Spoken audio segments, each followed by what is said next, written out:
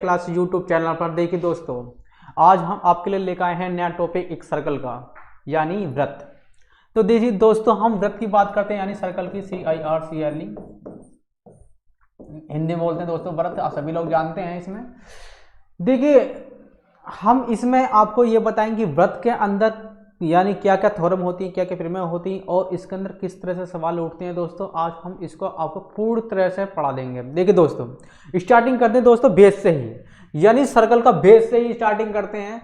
देखिए क्या होता है, सभी को पता है सर्कल क्या होता है दोस्तों। एक इस तरह का एक आकृति होती है, यानी चित्र जो होता है वो ऐसा होता है, एकदम गोल। क्या होता है दोस्तों, एकदम गोल होता है। लेकिन दोस्तों गोला मत कह देना दोस्तों, उसे गोला मत कर देना, क्योंकि गोल जो होता है, गोला जो होता है दोस्तों, जो गोला होता है, जो गोला, वो गोला दोस्तों जो होता है वो ठोस होता है। गोला जो होता है दोस्तों वो ठोस होता है, इसलिए गोला नहीं, ये सर्कल है, यानी एक व्रत है। ये क्या है दोस्तों, एक व्रत है। ये व्रत के टाइप की एक आकृति है, यानी ये चित्र क्या है दोस्तों, गोल है, पर लेकिन ये गोला नहीं है। गोला जो होता है दोस्तों, इसे बोल देखा ना, जो बच्चे खेलते हैं गेंद बॉल, फुटबॉल वाली बॉल होगी या फिर गेंद हो गई, यानी लेदर की गेंद होगी, वो जो गोल होती है, एकदम ठोस होती है दोस्तों, उसे तो बोलते हैं दोस्तों गोला। लेकिन ये आकृति गोल होती है, इसे बोलते हैं व्रत। ठीक है दोस्तों, तो आपको व्रत के बारे में समझाना है। देखिए दोस्तों, आज व्रत के बारे में सही से विस्तार से पढ़ेंगे। देखिए दोस्तों ये एक व्रत है। इस आकृति अच्छी नहीं बन रही, क्या बात है दोस्तों, ये एक व्रत है। अब इस व्रत के अंदर सभी लोग जानते हैं कि इसमें एक केंद्र भी होगा। ये सीधी सी बात है, ये राजी केंद्र। ठीक है दोस्तों, यहां तक कोई दिक्कत किसी को? आगे चलते हैं। देखिए अब देखिए दोस्तों, मैं इस पर कोई ऐसा लाइन डाल दूं, इस पर ऐसे कोई लाइन डाल दूं दोस्तों, इस रेखा को बोलेंगे स्पर्शी रेखा। यानी क्या बोलेंगे दोस्तों, इसे बोलेंगे दोस्तों स्पर्शी रेखा। ये होती है दोस्तों स्पर्शी रेखा, ये ऐसे बोल दो स्पर्शी। ठीक है, तो आज आपको बिल्कुल क्लियर हो जाएगा। ये रेखा जो दोस्तों ये है स्पर्शी रेखा। तो यहां तक कोई समझ में आ गया होगा, आपको कोई दिक्कत नहीं होगी। अब उसके आगे बढ़ते हैं। देखिए दोस्तों, अब क्या हो, आपने पढ़ा होगा गोला, सॉरी व्रत पढ़ा होगा, तो व्रत के अंदर आपने जीवा भी पढ़ी होगी। ये जीवा पढ़ी होगी। जीवा क्या होती है दोस्तों, उसके बारे में बात करते हैं। अधिक स्पर्शी रेखा आप कहीं भी बना सकते हैं, ऐसी बात नहीं मैंने यहाँ बना दी, ये भी स्पर्शी रेखा, मैं यहाँ बना दूं तो यहाँ भी स्पर्शी रेखा, यहाँ बना दूं तो यहाँ भी स्पर्शी रेखा। इसे आप दोस्तों कहीं भी बना सकते हैं, इससे आपको कोई फर्क नहीं पड़ेगा। लेकिन इसके अंदर जो थ्योरम होती है दोस्तों, इसके अंदर कंडीशन क्या होती है, उनके बारे में विस्तार से पढ़ेंगे। देखिए पहले हम आपको जीवा के बारे में पढ़ाते हैं, जीवा के बारे में, त्रिज्या के बारे में। दोस्तों देखो, ये व्रत है दोस्तों, और ये जो व्रत की यहां से यहां तक की दूरी है दोस्तों, यानी केंद्र से परिधि तक की दूरी है, उसे दोस्तों जो बोलते हैं त्रिज्या बोलते हैं। क्या बोलते हैं दोस्तों, उसे बोलते हैं त्रिज्या। जो केंद्र से यहां तक की जो दोस्तों दूरी है उसे बोलते हैं त्रिज्या। अब कहोगे दोस्तों त्रिज्या ये है तो व्यास क्या होगा दोस्तों, अगर हम इसे ऐसा मिला दें तो ये व्यास बन जाएगा। क्या बन जाएगा दोस्तों, व्यास बन जाएगा। व्यास जो होता है वो त्रिज्या का दुगना होता है, वो त्रिज्या का दोस्तों क्या होता है, दुगना होता है, इसका दुगना। तो मैं इसे थोड़ा सा बाहर लिख दूं।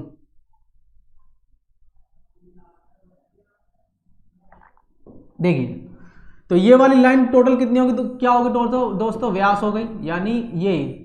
और इस व्यास को आप जीवा भी कह सकते हैं, बड़ी से बड़ी जीवा। आपसे कहने लगा कि एक व्रत के अंदर बड़ी से बड़ी जीवा कौन सी होगी दोस्तों, जो व्यास होगा वो बड़ी से बड़ी जीवा हो सकती है। तो यहाँ पर आपको कंफ्यूजन होने की जरूरत नहीं है, ये क्या दोस्तों व्यास है। अगर हम इतनी सी बात करें, यानी केंद्र से लेकर परिधि तक की दूरी दोस्तों, ये वाली जो लाइन जा रही है ना, जैसे आउटलाइन जा रही है, जो बार बार जा रही है, ये जो जा रही है, इसको दोस्तों परिधि बोलते हैं। क्या बोलते हैं, परिधि। अब परिधि का जो दोस्तों फॉर्मूला होता है वो जो होता है दोस्तों, ये होता है कि 2 पाई और r। क्या होता है दोस्तों, 2 पाई r, यानी परिधि का जो फॉर्मूला होता है वो 2 पाई r होता है। अब ये जो पूरी वाली लाइन है, ये क्या होगी दोस्तों, व्यास हो गई। ये आपको पता लग गया, ये टोटल क्या है, व्यास है। यहां से लेकर हाथ तक की जो दूरी है इसे व्यास, यानी इसे बोलेंगे दोस्तों डायामीटर। क्या बोलेंगे दोस्तों, इसे बोलेंगे डायामीटर। लेकिन हमें पढ़नी है, देखो दोस्तों, इसे ये देखिए मैंने बताया कि केंद्र से लेकर परिधि तक की दूरी क्या होगी दोस्तों, क्या होगी, वो होगी दोस्तों त्रिज्या। ये यहां से यहां तक क्या होगी दोस्तों, त्रिज्या होगी। इसे बोलेंगे दोस्तों r, इसे क्या बोलेंगे r। इसको आपको ध्यान से समझना है इन बातों को। तो यहां तक कोई दिक्कत हुआ नहीं हुआ। आगे चलते हैं, अब इन चीज़ों को मिटा के थोड़ा सा और आगे बढ़ते हैं। व्यास समझ में आ गया दोस्तों। थोड़ा सा मैं एक चीज़ और पढ़ा दूं इसके अंदर ही,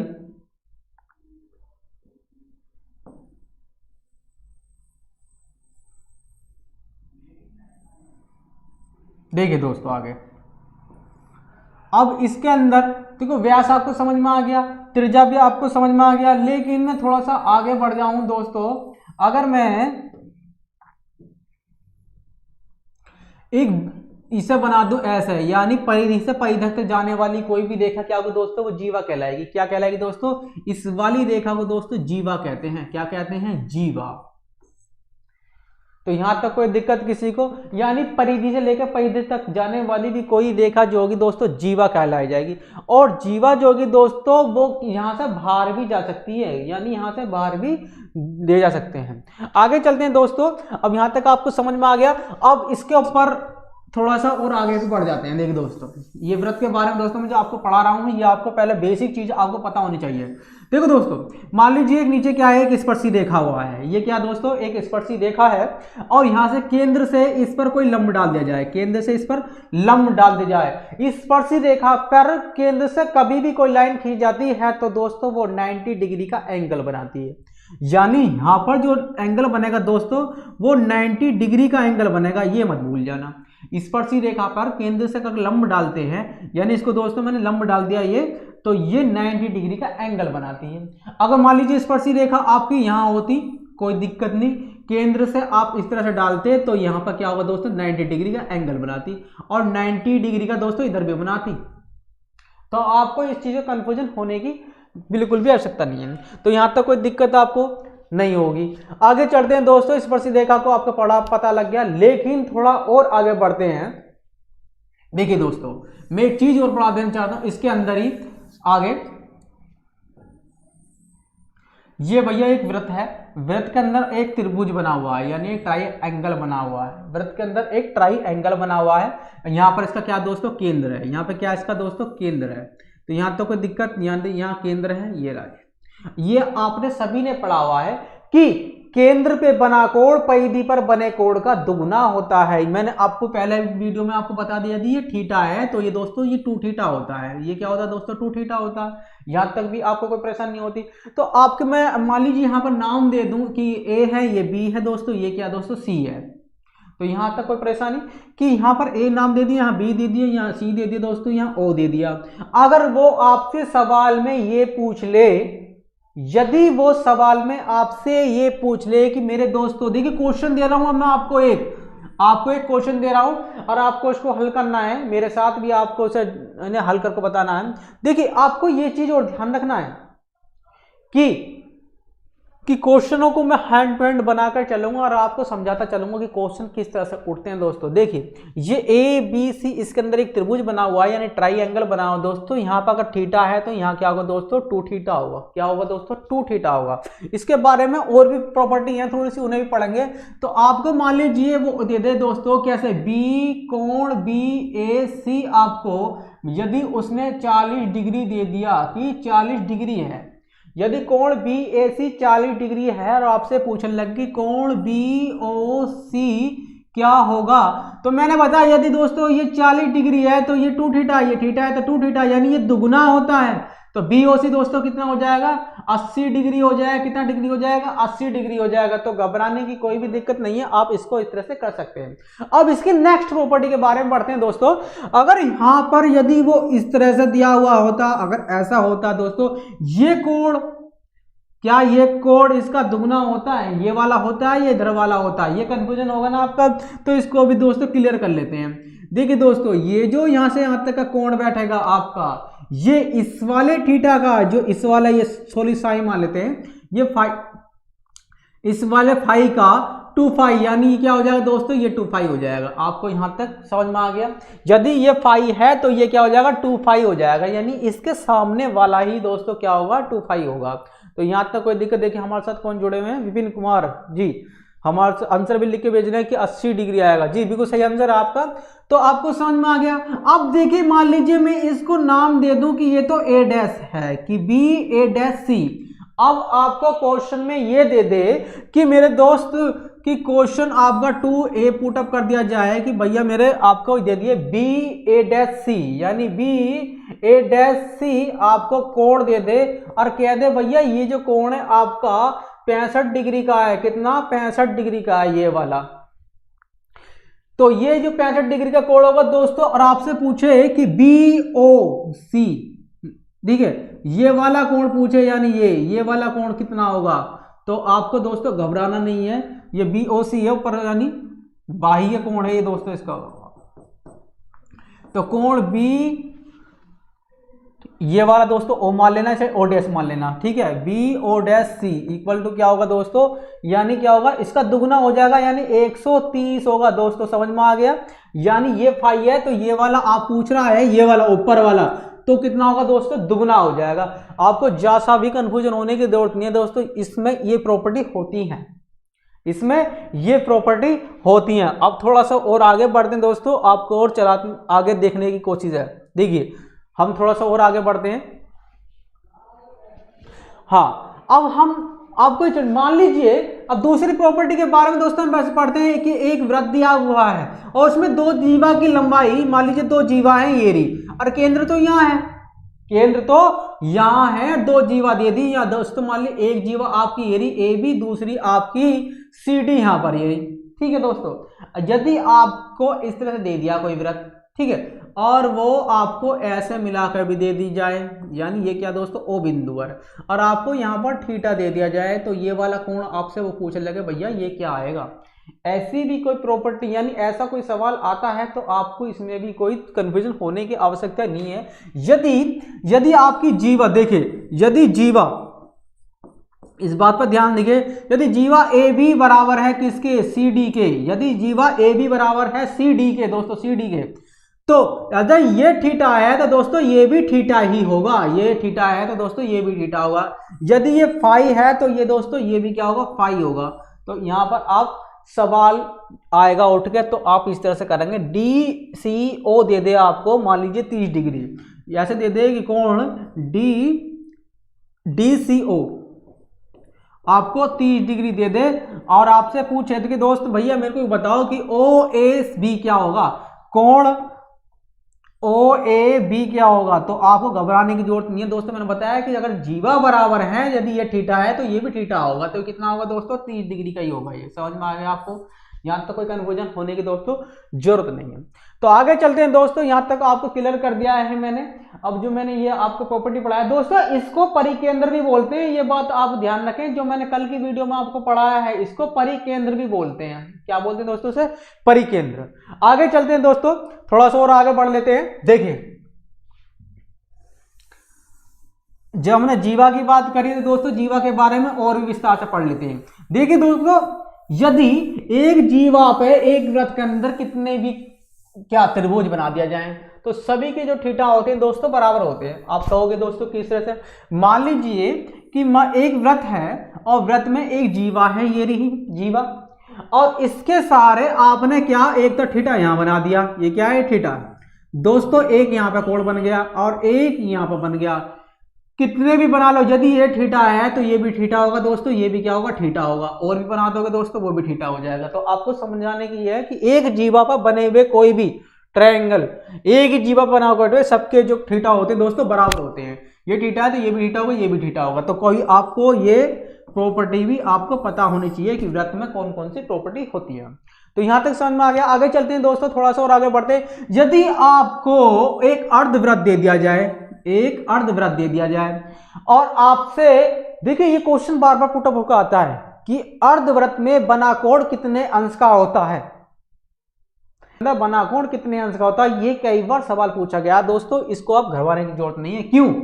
अर्धवृत्त में बना कोण हमेशा 90 डिग्री का होता है। क्या होता है दोस्तों? 90 डिग्री का होता है। क्यों होता है भैया? देखिए मैंने बताया कि ये क्या है, ये टोटल एक स्ट्रेट लाइन है, ये कितने डिग्री की है, 180 डिग्री की है। केंद्र पे बना कोण 180 का, तो परिधि पे तो आधा होता ही होता है, वो कितना होगा दोस्तों, 90 डिग्री का हो जाएगा। तो ये प्रॉपर्टी आप भूल मत जाना दोस्तों। और आपसे पूछेगा क्या कि ये नाम दे देगा ए और यहां दे देगा दोस्तों बी और यहां पे सी, और अगर 90 डिग्री को आपको नहीं देगा, वो 90 डिग्री को दोस्तों आपको नहीं दे, और आपसे कहे कि भैया ए बी सी यानी कोण ए बी सी जो है दोस्तों ये 60 डिग्री का है, ये 60 डिग्री का, मैं लिख देता हूं दोस्तों 60 डिग्री का। और आपसे पूछेगा सी ए बी क्या हुआ, तो कोण सी ए बी क्या होगा, मैंने क्या बताया, ये 60 का है, ये 60 का है, लेकिन ये 90 डिग्री का होता है। अब आपको पता है कि त्रिभुज के तीनों कोणों का योग क्या होता है दोस्तों, 180 होता है। क्यों होता है मैंने बताया भी, फॉर्मूला n-2 × 180, यानी जितनी भी भुजा हो उसको यहां रख दो n की जगह, 3 में से 2 चला गया, 1 बचा, 1 की गुणा करें, 180 में कितना होगा दोस्तों, 180 आएगा।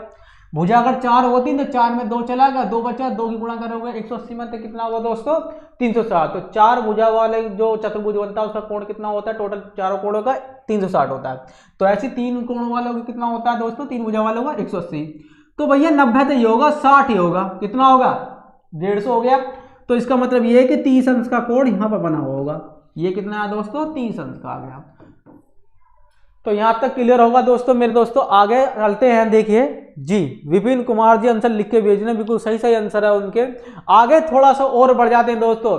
आपको व्रत की आज सारी कंडीशन में पढ़ा दूंगा दोस्तों, किस किस से सवाल आपके उठ सकते हैं और किस किस तरह से आप कर सकते हो। यानी दोस्तों थोड़ा सा और आगे बढ़ते हैं, और मैं आपको आज व्रत के टॉपिक में ये भी पढ़ा दूंगा कि अनुप्रस्थ रेखा और अनुप्रस्थ रेखा और उभयनिष्ठ अनुप्रस्थ रेखा कौन कौन सी होती है दोस्तों। आगे चलते हैं, देखो दोस्तों थोड़ा सा व्रत में थोड़ा और आगे बढ़ते हैं, इसे रफ कर देता हूं मैं, देखिए मैं,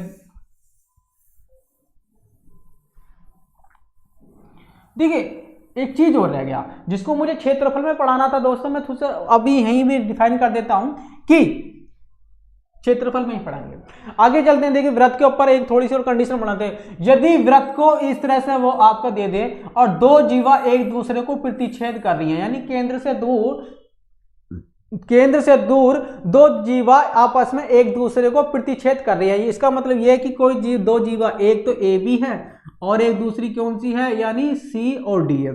और भैया यहां पर बिंदु तक दिए कोई पी, यानी पी बिंदु पर क्या कर रही है, दो जीवा प्रतिच्छेद कर रही हैं, यानी एक दूसरे को काट रही हैं। अब क्या होगा, अब ऐसे उसमें एक क्या प्रमेय बनती है, यानी क्या थ्योरम बनती है दोस्तों, उसके बारे में थोड़ा सा और विस्तार से पढ़ लें और इस पर किस तरह से सवाल उठते हैं दोस्तों, मैं इसी को भी आपको ही समझा दूंगा। देखिए थोड़ा सा आगे चलते हैं, देखिए ऐसी होती है थ्योरम की ए पी, यानी ए और पी की गुणा करनी होती है पी और बी में, किस में करनी होती है, पी और बी में। यानी ये एक लाइन दिया आपको, एक जीवा है, इसमें यहां से यहां तक की गुणा करनी है आपको, यहां से यहां तक की, तो ए पी गुणा पी बी, यहां तक समझ आएगा बराबर। अब यहां देखो, अब सी पी की गुणा करनी होती है दोस्तों सी पी, यानी सी और पी की गुणा करनी होती है पी डी में, यानी पी और डी में। तो यहां तक समझ में आ गया, इसकी गुणा यहां तक की गुणा करनी होती है इस वाली भुजा में, तो आपको दिक्कत होगा यहां पर। अब देखिए क्वेश्चन कैसे उठ सकते हैं, यहां पर क्वेश्चन कैसे उठ सकते हैं, और आपको देखिए दोस्तों आकृति बना के दे देगा, इस तरह से आकृति बना के दे दी, ये जी दो जीवा है,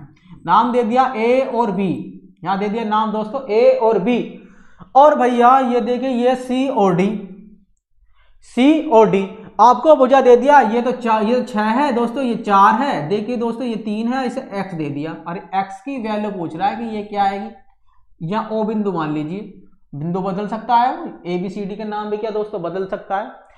अब क्या होगा दोस्तों, आपको मैंने बताया कि ए ओ की गुणा करनी है ओ बी में, तो देखिए इस थ्योरम के अनुसार, यानी इसके अनुसार गुणा करनी है हमें, ए ओ कितना है 6, गुणा करनी है ओ बी की, यानी गुणा 4 हो गया बराबर। अब ओ सी कितना है 3, गुणा करनी है ओ डी की, वो कितना दोस्तों x, उसकी वैल्यू तो पूछ रहा है, तो 3 से काटा तो 2 बार कट गया, 4 दूनी दोस्तों कितना आ गया 8 है, इसका x की वैल्यू कितनी आ गई दोस्तों 8, यानी यहां से यहां तक की भुजा कितनी दोस्तों 8, ये क्या होगा दोस्तों आंसर आ गया। तो प्रॉपर्टी तो इतनी आसान है दोस्तों, प्रॉपर्टी अगर यदि आपको पता हो गई यानी वृत्त की, तो आपके क्वेश्चन बहुत आसानी से हो सकते हैं, यानी हो जाएंगे।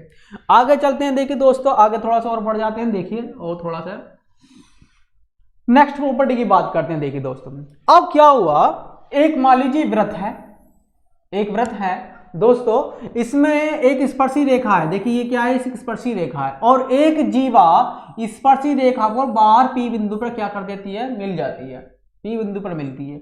अब नाम दे दीजिए, मान लीजिए, अब इनको नाम दे दीजिए दोस्तों, ऐसे समझ लिए कि ये तो टी है और कि ये मैंने पी बिंदु माना था, ये क्या है पी। अब इसको नाम दीजिए दोस्तों ए और बी, एक जीवा ए बी किसी बाहर यानी वृत्त के बाहर बिंदु P पर और एक स्पर्शी रेखा T पर क्या होती है, मिल जाती है। तो यहां तक आपको समझ में आ गया। ऐसे ही वो क्या देगा आपको, सवाल के अंदर लाइन के अंदर लिख के दे देगा, तो आपको उसे सॉल्व करना है। अब इसकी थ्योरम क्या होती है दोस्तों, इसकी थ्योरम क्या होती है, इस पर आपको सवाल किस तरह से करने हैं, देखिए उसको देख लेते हैं।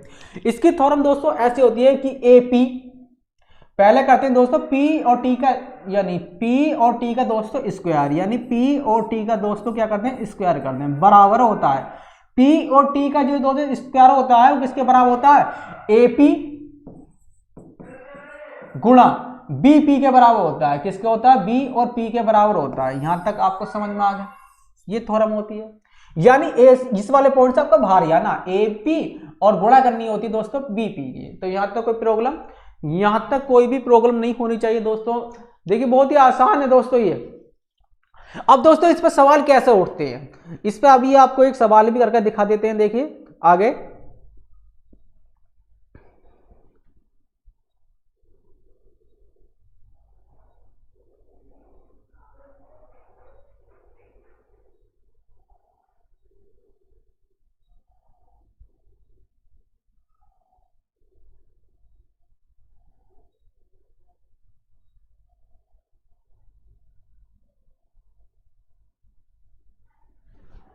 तो दोस्तों यहां तक क्लियर हो गया।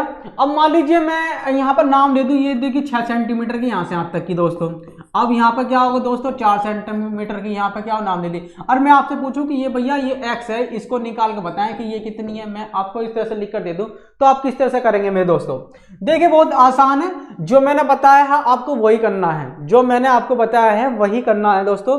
कि ये मैंने एक प्रॉपर्टी बनाई और इस पर सवाल जो आया वो इस तरह से आया कि आपको नाम करके दे दे कि दिए गए चित्र में, वो लिख देगा दिए गए चित्र में P और T दोस्तों 6 सेंटीमीटर है, तथा अब दे दे कि B और P तथा B और P बराबर आपका 4 सेंटीमीटर है। तो A और B की वैल्यू बताएं, यानी A और B की वैल्यू बताएं। A और B बराबर दोस्तों क्या आएगा, ये तो हिंदी में लिख के देगा, इसको आप इस तरह से कर देंगे। मैंने जो समझाया कि प्रॉपर्टी जो है वो प्रॉपर्टी कहीं से नहीं बनती दोस्तों, डायग्राम से ही बनती है। यानी ये जो बनते हैं ना, ये फॉर्मूले बनते हैं, डायग्राम से बनते हैं। अब देखिए पुटअप कर देते हैं, पी टी का स्क्वायर, तो P से लेकर T तक की जो वैल्यू है कितनी दोस्तों, 6 सेंटीमीटर है। यानी क्या करते हैं दोस्तों, 6 सेंटीमीटर, यानी इसका दोस्तों क्या होगा, स्क्वायर होगा, बराबर। अब इसने कहा है कि AP, A और P तो यहां तक है। देखिए यहां से यहां तक कितना दोस्तों x है, और यहां से यहां तक कितना दोस्तों 4 है। तो कितना होगा टोटल, x + 4 होगा। ठीक है दोस्तों, गुणा, यहां तक समझ में आ गया। अब गुणा दे दिया दोस्तों, फिर क्या करना, BOP कितना दोस्तों 4 है, ये मैंने यहां लिख दिया। लो जी दोस्तों, यहां तक कोई दिक्कत। अब देखिए 6 का स्क्वायर दोस्तों आपको पता है कितना होता है, 6 का स्क्वायर 6 × 36 हो गया, बराबर 4 की मल्टीप्लाई यहां करेंगे आप, 4 की मल्टीप्लाई इसमें करेंगे तो कितना होगा 4x प्लस कितना होगा 4 चौके को दोस्तों कितना होगा 16 हो गया। तो यहां तक कोई क्लियर। अब ये इधर जाके दोस्तों माइनस का हो जाएगा तो कैंसिल हो जाएगा, ये क्या होगा दोस्तों, ये इधर जाके क्या हो जाएगा दोस्तों, माइनस हो जाएगा। जब माइनस हो जाएगा 36 में से 16 चला गया दोस्तों, 20 बचेगा आपका। यहाँ पर क्या रहेगा 4x, 4 से काटेंगे दोस्तों 5 का कट जाएगा, तो x की वैल्यू कितनी आ गई आपके पास 5। यानी A और B की वैल्यू कितनी आ गई 5 सेंटीमीटर आ गई। कितनी आ गई दोस्तों 5 सेंटीमीटर। तो आसान सा सवाल है, आसान सी प्रॉपर्टी है इनकी जी। विपिन कुमार जी आंसर लिख के बेच रहे हैं जी। टोटल की आ रही है 9 और इसकी जो हमने पूछी है वो कितनी आएगी आपकी 5 जी, बिल्कुल सही जवाब आपका। आगे चलते हैं दोस्तों, नई प्रॉपर्टी के बारे में पढ़ते हैं और नए सवाल के बारे में पढ़ते हैं। देखिए 2 जीवाएं हैं आगे दी हुई हैं। देखिए नेक्स्ट प्रॉपर्टी देखिए वृत्त के बारे में पढ़ते हैं कि एक वृत्त है, देखिए ये मैंने वृत्त बना दिया, इसमें 2 जीवाएं किसी बाहर बिंदु P पर जाके मिलती हैं। देखिए 2 जीवाएं किसी बाहर बिंदु P पर जाके क्या हो जाती है दोस्तों, मिल जाती है। कि एक जीवा, इनका नाम दे देता हूं दोस्तों जीवान का, कि ये A और B है और दूसरी है आपकी C और D। ठीक है दोस्तों, कहां मिलती हैं, आपके P बिंदु पर बाहर जाके मिल जाती है। तब कैसी प्रॉपर्टी बनेगी, तब कैसे सवाल बनेंगे दोस्तों, इसके बारे में आप देखो समझेंगे। कि देखिए प्रॉपर्टी वही थी जो पहले हम पढ़ के आए हैं, देखिए वही जस्ट प्रॉपर्टी है, बस थोड़ा सा चेंजिंग है, कुछ नहीं करना। अब पे क्या हुआ, पहले क्या था स्पर्शी रेखा थी लेकिन अब स्पर्शी रेखा नहीं है, अब क्या दोनों जीवा है, आपको जाना बाहर ही है, ए पी क्या, ए पी गुणा बी पी गुणा बी पी बराबर, यहां से देखे यहां से भी आपको बाहर जाना है, सी पी कितना, सी पी गुणा और आप देखो डी पी कितना, डी पी। तो बन गई जी थ्योरम, लो जी फिर में भी आपकी बनकर तैयार होगी। अब सवाल कैसा आता है दोस्तों, सवाल भी देख लेते हैं, सवाल हम अपने आप से ही बना लेते हैं, कौन सा फर्क पड़ता है जी। आपको दे दें कि ए बी आपका 6 सेंटीमीटर है, ये कितना दोस्तों 6 सेंटीमीटर है ए बी, यानी यहां से यहां तक, तो मैं इसको तीर बना खींच देता हूं, यहां से यहां तक की दूरी आपकी क्या है 6 सेंटीमीटर। यहां किसी को दिक्कत हो तो दोस्तों कमेंट में लिख करके भेज सकते हैं। आगे चलते हैं दोस्तों, यदि वो आपको सी डी दे दे, सी डी और सी डी की वैल्यू आपको 3 दे दे, कितनी दे दे दोस्तों 3 सेंटीमीटर दे दे, तो आपको कंफ्यूजन नहीं होना, देखिए इतना आपको दे दिया है।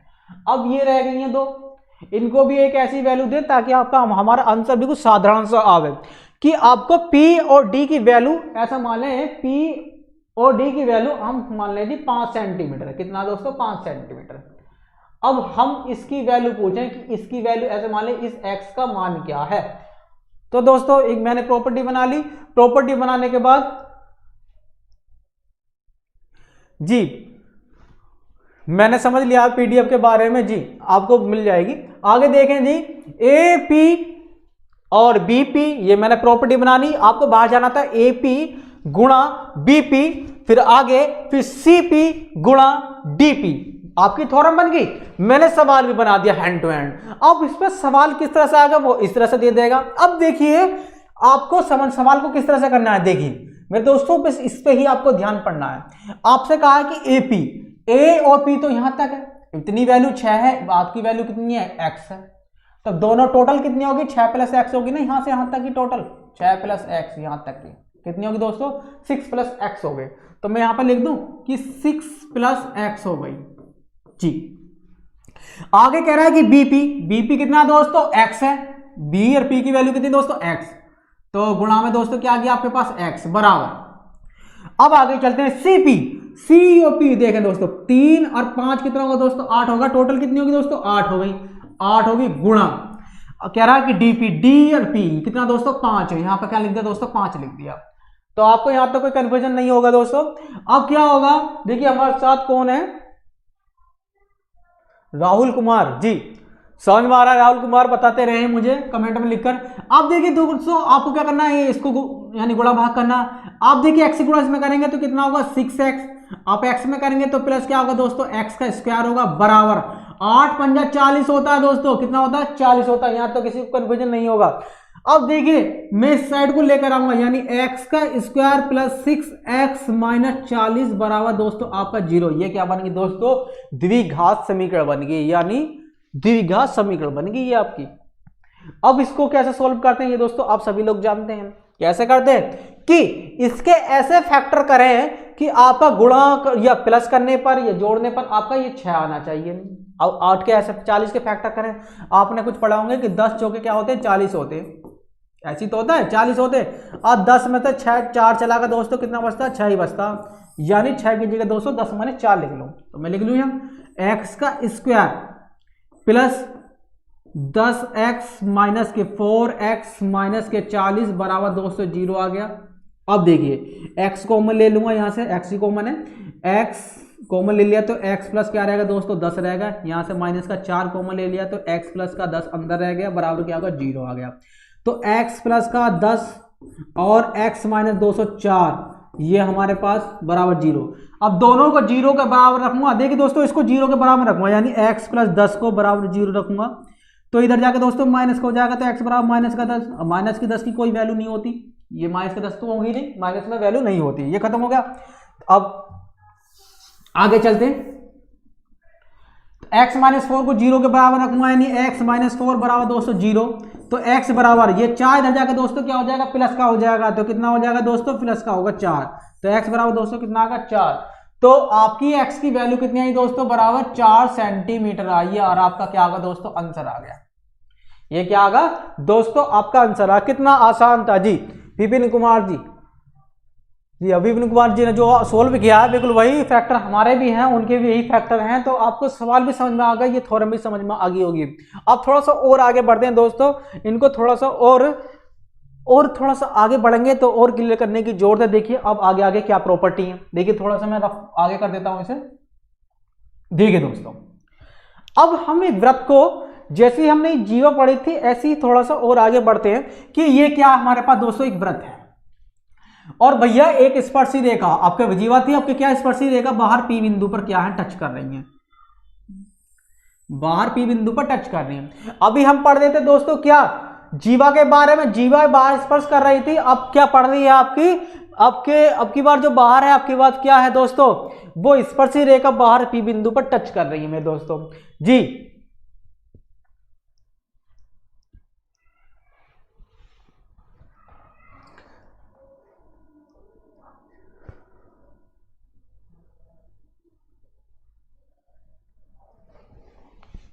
ये नाम समझ में नहीं आ रहा है क्या लिखा हुआ है, ASDFG, थोड़ा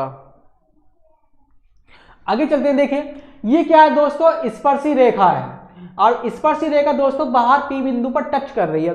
अब मैंने आपको पहले थ्योरम में ये बताया था, ये स्पर्श कर दिया था, क्या क्या स्पर्श किया था दोस्तों, यदि यहां पर केंद्र से स्पर्शी रेखा पे कोई लाइन इस तरह से डाल दी जाती है तो दोस्तों वो 90 डिग्री के यहाँ पे क्या बनाती है, एंगल बनाती है। ऐसा यहां भी कर सकता हूं मैं, ये भी 90 डिग्री का एंगल बना लेगी, यहां तक कोई दिक्कत होगा, यहां तक कोई दिक्कत नहीं होगी आपको। अब क्या हुआ दोस्तों, ये बात ध्यान रखना, ये क्या बन गया 1 2 3 4 भुजा होगा, तो ये तो चतुर्भुज बन गया, और आपको पता है कि चतुर्भुज के चारों कोणों का योग 180 होता है। यदि ये थीटा है दोस्तों तो ये क्या होगा दोस्तों 2 थीटा होगा, इसका मतलब ठीक है, ये थीटा है 2 थीटा हो जाएगा, या कुछ भी हो सकता है दोस्तों। आगे चलते थोड़ा सा और बैठेगा कितना दोस्तों 180। अब देखिए ऐसा जब भी बैठता है दोस्तों, ये थीटा 2 थीटा, जब ये दोनों ये लाइन क्या हो इक्वल होनी चाहिए, और ये त्रिज्या भी इक्वल होनी चाहिए, त्रिज्या तो खैर इक्वल होगी यदि वृत्त की बात करते हैं। अब देखिए दोस्तों यदि मैं इस लाइन को इस तरह से बढ़ा दूं आगे तो कोई दिक्कत नहीं है आपको। अब क्वेश्चन आपका यहीं से ही पुटअप होगा, यहां से क्वेश्चन भी पुटअप कर सकते हैं और यहां से आपको सवाल भी देखो किस तरह से दे सकते हैं। मैं मान लीजिए यहां नाम देता हूं दोस्तों ए और बी बिंदु हैं, और दोस्तों ये ओ बिंदु है, ये क्या है ओ बिंदु है।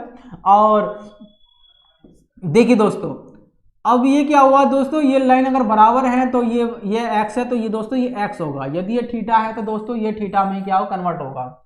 अब आपको कुछ भी दे सकता है। और ऊपर वाला दोस्तों क्या बनेगा, ऊपर वाला तो एक बनेगा आपका ट्राइएंगल। अब ये क्या बनेगा दोस्तों, ये भी एक ट्राइएंगल बनेगा नीचे वाला, यहाँ तो कोई दिक्कत। अब यहाँ पर वो थीटा आपको मान लीजिए 30 डिग्री दे दे, कितना 30 डिग्री, आपसे ये पूछ सकता है, ये पूछ सकता है, तो इसको आप आसानी से बता सकते हैं, नाम दे दें कि BPO दे दे, कौन BPO बराबर 30 डिग्री है, और आपसे पूछ ले कि भैया BOP बताओ, कौन BOP कितना होगा, ठीक है। तो घबराना नहीं है दोस्तों, आपको पता है यहां से यहां तक की जो है ये 90 डिग्री होता है, ये कितना दोस्तों 30 हो गया, तो बाकी कितना रह गया 60 रह गया। पूरा सोल्व करके बताऊं या कि तीनों कोणों का योग दोस्तों क्या होगा 180 होगा, 180 में 90 एक होगा, 30 एक, टोटल कितना होगा 120, तो बाकी कितना रहेगा दोस्तों 60 रह गया, तो ये कितना आ गया दोस्तों 60 डिग्री आ गया। तो ये तो आपको समझने की आवश्यकता नहीं है कि बहुत आसानी से इस सवाल आप कर सकते हैं, तो ये आपको बिल्कुल क्लियर हो गया। अब आगे एक लाइन और भी बढ़ जाती है, एक लाइन और बढ़ जाती है। देखिए इन दोनों का योग जो होता है दोस्तों, वो इसके ये यहां पर जो कोण बनेगा वो x के बराबर बनेगा, क्योंकि आपने थोड़ा मैच ही तो पढ़ी होगी, यदि ये x है तो ये 2x बनता है, ये क्या बनता है दोस्तों 2x, यदि ये x है तो ये क्या बनता है दोस्तों 2x बनता है।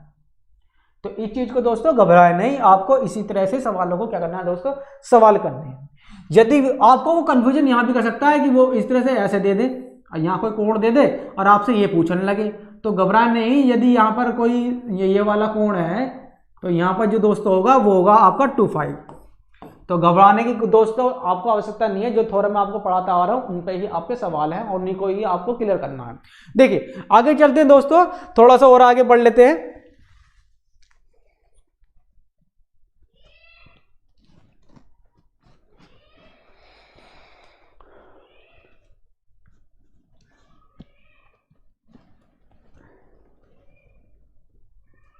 तो यहां तक क्लियर होगा दोस्तों। अब चलते हैं उभयनिष्ठ अनुस्पर्शी रेखा के बारे में बात करते हैं। देखिए उभयनिष्ठ अनुस्पर्शी रेखा क्या होती है दोस्तों, मैं देखिए थोड़ा सा ऊपर कर देता हूं आपको, ये देखिए आज हम बात करेंगे एक नई थ्योरम के बारे में बात करेंगे, उभयनिष्ठ अनुस्पर्शी रेखा के बारे में। देखिए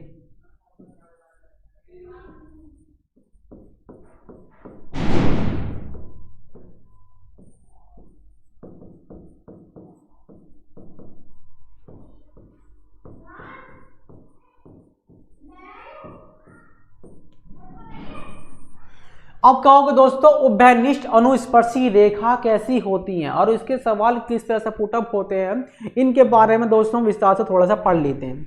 देखिए हमारे पास, और हाँ हम एक चीज बताना और भूल गए दोस्तों, देखिए आपसे कभी कभी संकेंद्रीय वृत्त के बारे में पूछ सकता है, कह दे कि दो वृत्त संकेंद्रीय दिए हुए हों। देखिए दोस्तों मैं थोड़ा सा उन्हें समझा देता हूं, यहां पर समझा देता हूं। जब संकेंद्रीय वृत्त बोले आपके केंद्रीय,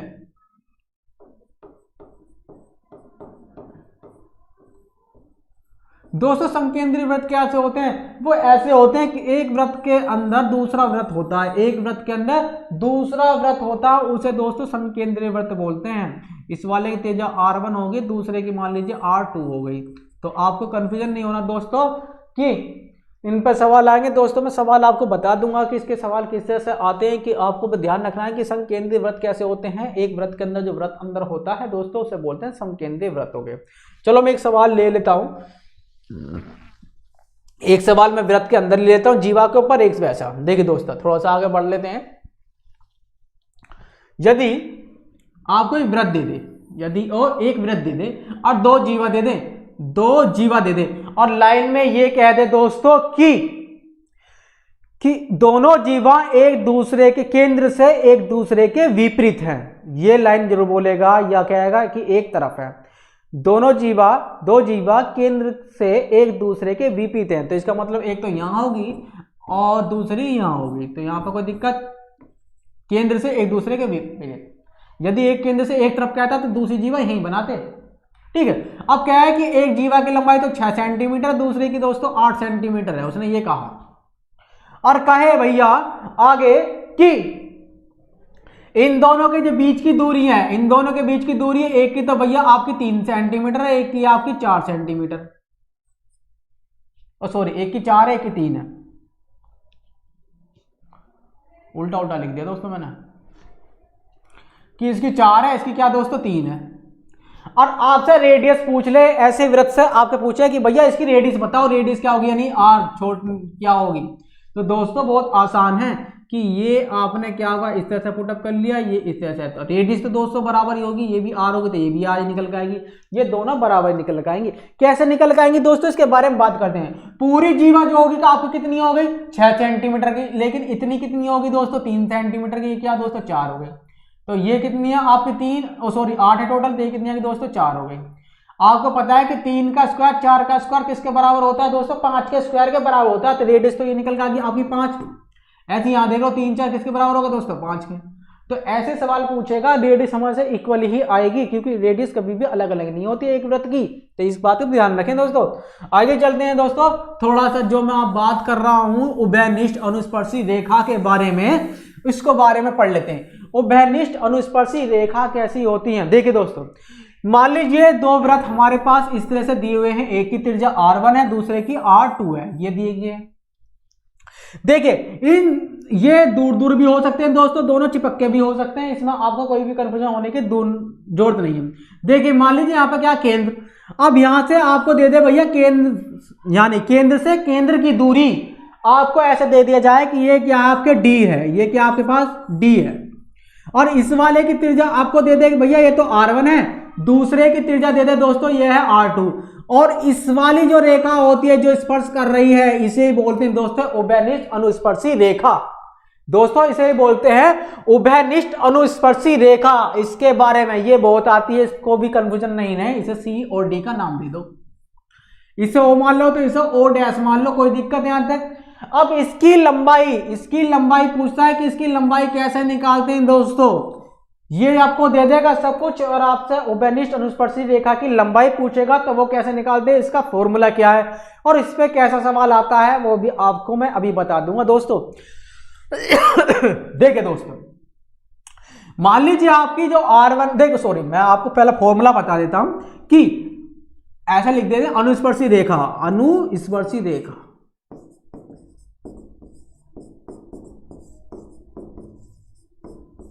की लंबाई, या इतना ना लिख के आप इतना लिख देते हैं कि सी डी की लंबाई पूछ रहे हैं, सी और डी की लंबाई पूछ रहे हैं, बराबर बराबर दोस्तों आप सी डी का आपका नाम भी दिया आपने, एल क्या दिया दोस्तों, एल भी तो नाम दिया है, आप एल लिख दीजिए कि एल बराबर।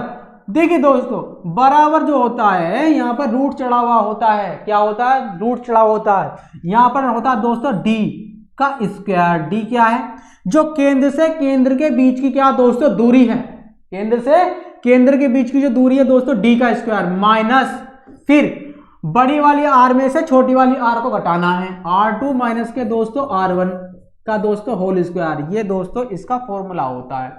आप इसी फॉर्मूले से इसको अनुस्पर्शी रेखा के सवाल को बहुत आसानी से कर सकते हैं। और यदि अब उसके बारे में थोड़ा देखिए दोस्तों, एक सवाल भी ले लेते हैं, अब सवाल के माध्यम से थोड़ा सा और आसानी से समझ जाएंगे। देखिए यहां लिख देता हूं दोस्तों, ऐसा छोटा कर देता हूं, ये रहा।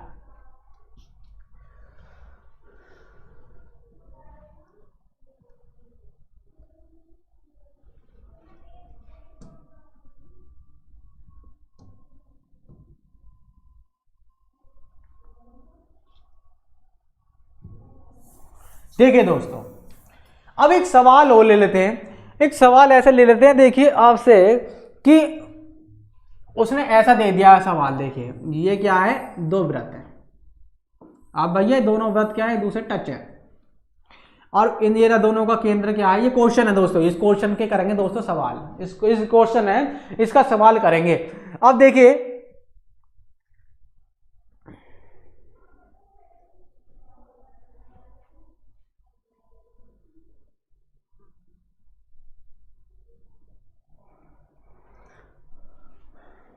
ये क्या है, स्पर्शी रेखा, ये क्या दोस्तों, ये R1 है, आपको पता है त्रिज्या तो दोनों तरफ क्या होती है, बराबर ही होती है, ये क्या दोस्तों R2 हो गई। अब टोटल की बात करें तो दोस्तों ये क्या होगी, D हो गई, ये क्या दोस्तों D हो गई। अब R1 तो वैल्यू यहाँ भी R1 ही रहेगी, अब क्या होगी दोस्तों यहाँ भी R1 रहेगी। लेकिन अब हमें सवाल जो दोस्तों सवाल लेकर आया हूँ मैं उसे देख लेते हैं क्या है सवाल है, सवाल निकाल लेते हैं एक।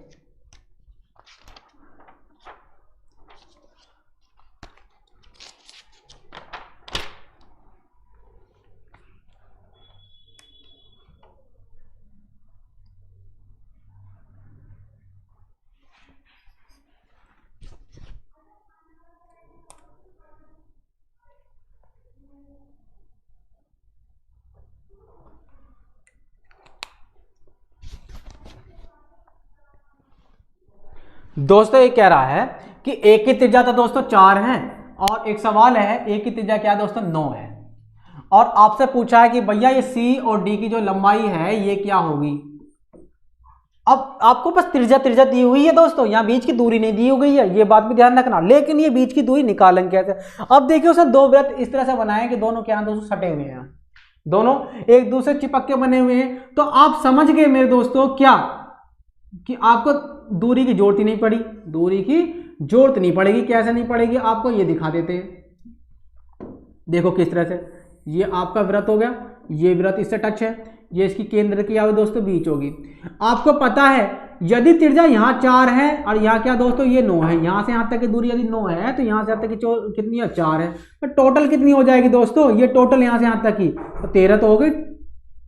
अब बात करते हैं हमें अनुस्पर्शी रेखा के बारे में, ये क्या ऊपर वाली, ये तो हमें निकालनी है। रेडियस तो पता है आपके, चाहे यहाँ हो चाहे वो कहीं भी हो, क्या होती है दोस्तों बराबर होती है, क्या होती है दोस्तों हर जगह क्या होती है, रेडियस बराबर होती है, यानी त्रिज्या तो हमेशा हर जगह बराबर होती है। ओ सॉरी यार क्या हो रहा है, यहाँ कितना 9, ये डी है। और आपसे सी और डी की दूरी पूछ रहा है। तो देखिए दोस्तों, आपने क्या करना होगा, जब सी डी की लंबाई निकालेंगे तो आप यही फॉर्मूला यही तो है कि डी का square minus R2 minus R1 का होल स्क्वायर, यही तो करना होगा। अब डी क्या है हमारे पास, डी तो भैया इन दोनों का योग है, डी इन दोनों का क्या है दोस्तों, योग है। यहां से यहां तक की दूरी कितनी दोस्तों, 13। तो पुटअप कर दीजिए ना दोस्तों, 13 का square minus R2 minus R1, R2 कितना है दोस्तों 9 है, माइनस R1 कितना दोस्तों 4 है, क्या दोस्तों इसका भी स्क्वायर। तो आप क्या करेंगे, 13 का स्क्वायर 169 होता है, ये आपको पता है। 9 में 4 का दोस्तों 5 बचा, 5 का स्क्वायर कितना होता है दोस्तों 25 होता है। और जो आप इसमें से घटाएंगे तो आपको पता है कि 144 बचकर आता है। और आपकी सी डी की लंबाई कितनी आएगी दोस्तों 12, कितनी आएगी दोस्तों 12 आ गई। ये आपसे पूछेगा, आपको सवाल को इस तरह से कर देना है। तो आपको घबराना नहीं है दोस्तों, आपको सवालों को इस तरह से क्या करना, सोल्व कर देता हूं। आगे चलते हैं दोस्तों, अभी पढ़ा है आपने अनुस्पर्शी रेखा के बारे में, अब पढ़ेंगे उभयनिष्ठ अनुप्रस्थ रेखा के बारे में। कौन सी, उभयनिष्ठ अनुप्रस्थ रेखा के बारे में। देखिए दोस्तों आगे चलते हैं, लिख देता हूं मैं यहां हिंदी में, उभयनिष्ठ अनुप्रस्थ रेखा, अनुप्रस्थ रेखा।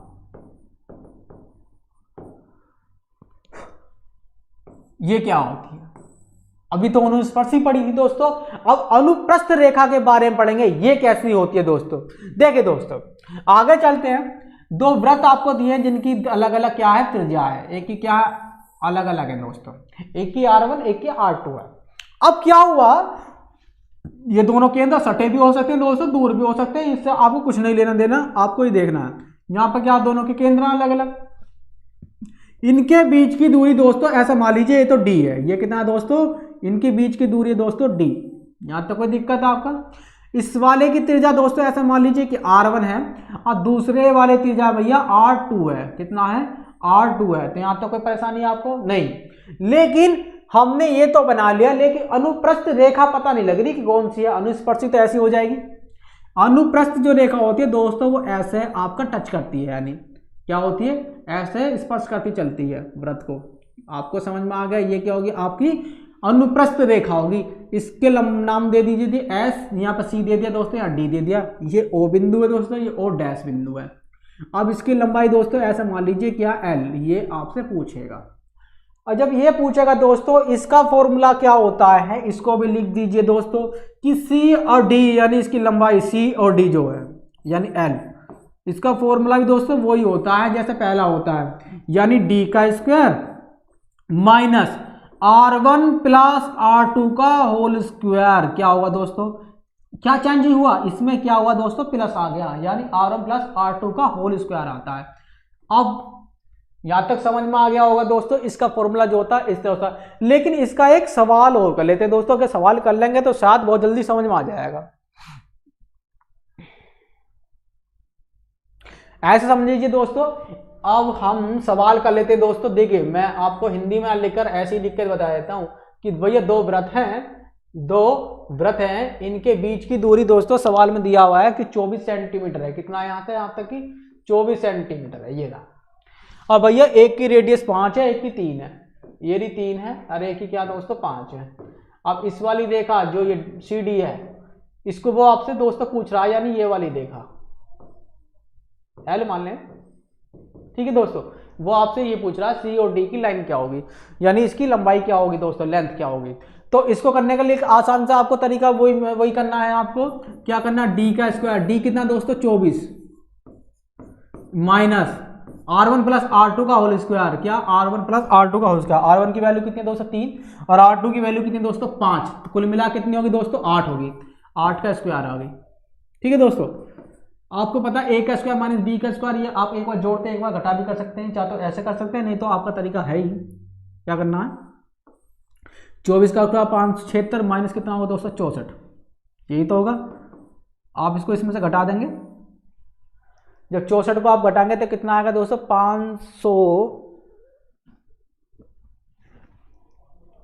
512 आएगा, कितना आएगा 512। अब इसके फैक्टर कैसे करें, 512 के फैक्टर तो बहुत आसान से नजर आ रहे हैं मुझे। क्या होगा 512 के फैक्टर आपको पता है 256 दूनी होते हैं। 256 गुणा कितना दूनी है, ये किसका रूट है दोस्तों 16 का ना, इसका कोई रूट नहीं होता, ये 2 आ गया, तो लंबाई कितनी आ गई 16 रूट 2 आ गई। तो कितना आसान था दोस्तों ये सवाल करना आपको। आप व्रत के अंदर सारी जो क्वेरी है मैंने आज बता दी है कि ज्योमेट्री में से आपके कहाँ कहाँ से सवाल होते हैं, और मैंने आपको ये भी बता दिया दोस्तों कि त्रिज्या क्या होती है, जीवा क्या होती है दोस्तों। केंद्र से अगर हम इस वर्ष देखा पर कोई भी लाइन खींचते हैं तो वो लंब कहलाई जाती है, यानी लंब डालते हैं तो दोस्तों क्या डिग्री कितनी डिग्री कोण बनाती है, ये मैंने आपको विस्तार से समझाया है। और दोस्तों मैंने आज उभयनिष्ठ अनुप्रस्थ रेखा के बारे में बताया और इनके ऊपर सवाल भी करके आपको बता दिए हैं कि आपको इस तरह से सवाल आते हैं और कैसे करने होते हैं। ठीक है दोस्तों, आज आपका व्रत मैंने कंप्लीट कर दिया है। जो भी कोई भी आपकी क्वेरी होगी दोस्तों आप कमेंट में लिख के भेजें ताकि मैं आपको बता देता हूँ। और जब तक के लिए दोस्तों नई वीडियो के लिए जब तक इंतजार करें दोस्तों, अब मेरी नई वीडियो आप कल नेक्स्ट आएगी आपको ज्योमेट्री के ऊपर किसी और एक नए टॉपिक के ऊपर। जब तक के लिए हम आपसे विदा चाहते हैं। जय भीम जय भारत। और आपको हमारी क्लास अच्छी लगे तो दोस्तों लाइक और शेयर करना ना भूलें। और दोस्तों दूसरी बात यह है कि जो व्यक्ति नए जुड़े हुए हैं हमारी क्लास के अंदर वो दोस्तों सब्सक्राइब जरूर करें ताकि हमारी जो आने वाली वीडियो आपको जल्दी जल्दी पता लग जाए। ठीक है दोस्तों, जब तक के लिए जय भीम जय भारत।